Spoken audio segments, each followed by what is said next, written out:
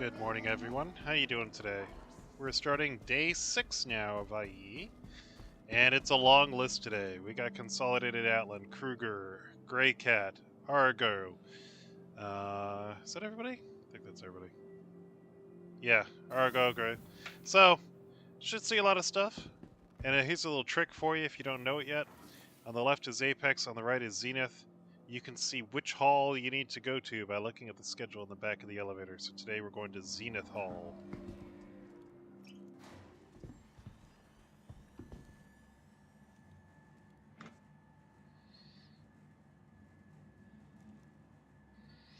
Hope you all are doing good. My cat's running around meowing, so you might hear him. Alrighty, let's head upstairs.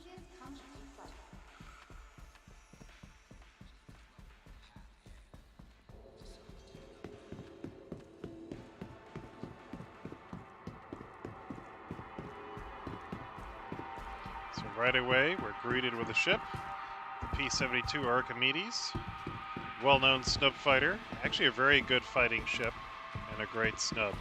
You get this automatically if you have an RSI Constellation. And here's the Merlin. So I think the Merlin is the base model that you get, and the Archimedes is one with the Phoenix. Both excellent fighters. Let's take a look here.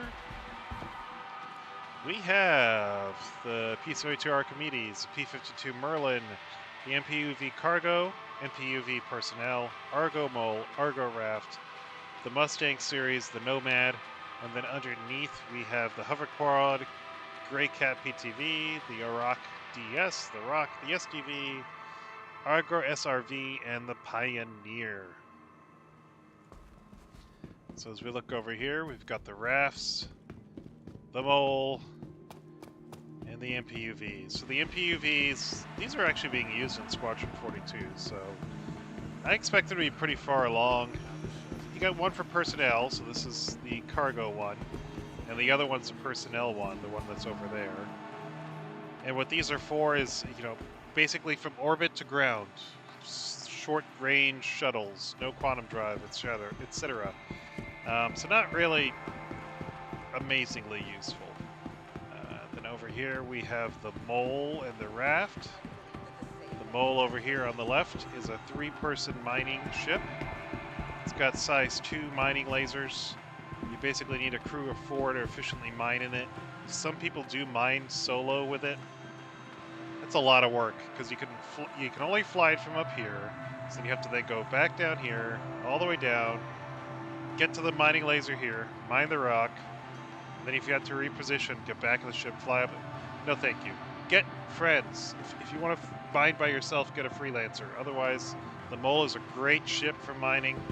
A lot of fun, and we've got many. My org truculent. We've done many a run taking the Mole out. And then here's the Raft cargo carrier. Pretty good ship actually. The center elevator was broken for the longest time, but it's going to be able to carry a decent amount of cargo. Again, this would be very useful for, say, unloading a hull D or E from orbit and then taking it down and selling it on the planet. A lot handier than using the little Argo cargo over there. Alright, so we'll head downstairs for the hollows. Let's see how the Pioneers look at this year. I guess my cat wants to say hello. Come on. Come on, goofball. Alright, maybe not. He's being a jerk.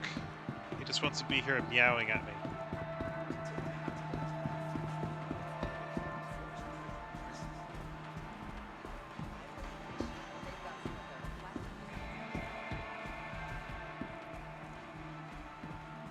Yes, Cosmo?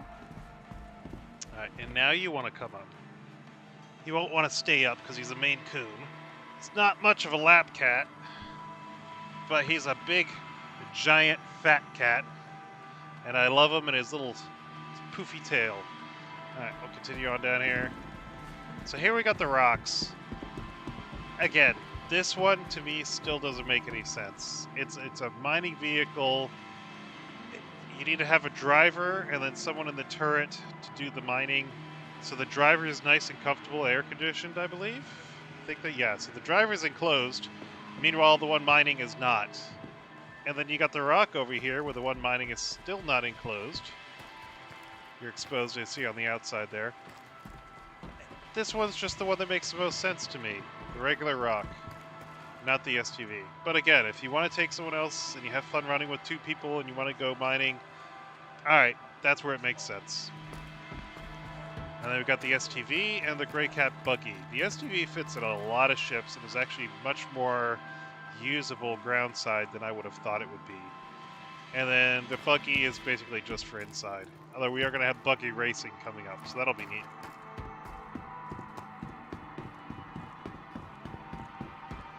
Around to the other side, we got the hover quad. I personally love the hover quad. I think it's the best space bike.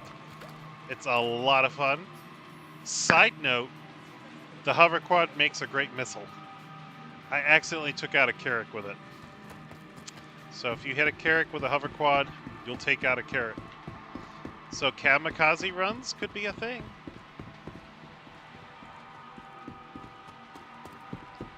Alright, here we go. This is basically the tugboat of Star Citizen. The SRV. It's going to have a very strong tractor beam to be able to push and pull ships in and out of orbit. And other shenanigans I'm sure we're going to see people doing with this. So pretty cool. And here will be the Pioneer. This is the base building ship. If your organization wants to build bases and outposts, this is what you need. Period. It's the only way currently we know of to build bases. Maybe you'll be able to take over other orgs or abandoned bases, but for the most part, this is what you're looking at for Build It. And it doesn't look like this model has really changed. So I don't think they've done a lot or any work to the Pioneer at this time. It is a hull limited ship, I believe, so you'll have to do the F5 wars to get one. Or, like I plan to do, buy in-game. Alright, we'll head on up and take a look at the Mustangs.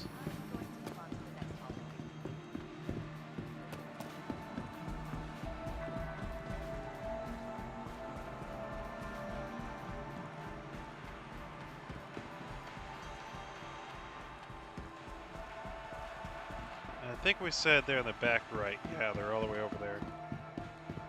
I don't see any players around, so we're sprinting.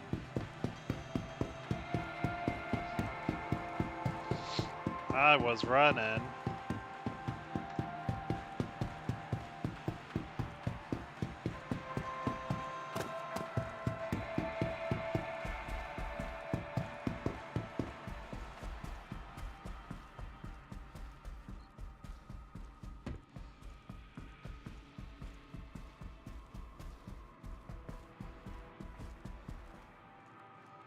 Oh, yes, I agree. Yeah, very interesting. Yeah, don't you agree? I don't know why the NPC is standing in front of the maps. It's kind of annoying. Alright, so here we have the Nomad and the Mustangs.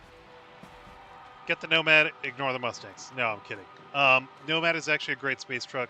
If you watch my video, you're going to see me basically using it as a light fighter / cargo hauler.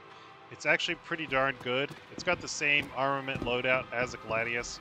It's got an extra shield. It has 3 size 1 shields, and it's relatively maneuverable. So the space truck can hold its own. It's not a full-on fighter, but it can definitely defend itself. And you've got this cargo bay where you can also load a rock or cargo. Only downside is your cargo is exposed in the back there. And then over here we've got the various Mustangs, which they're okay starter ships, but they're outdated. They're truly outdated. You got the Mustang Beta, and they received a rework, but I think they need more loving. The Gamma's the racing one, I believe.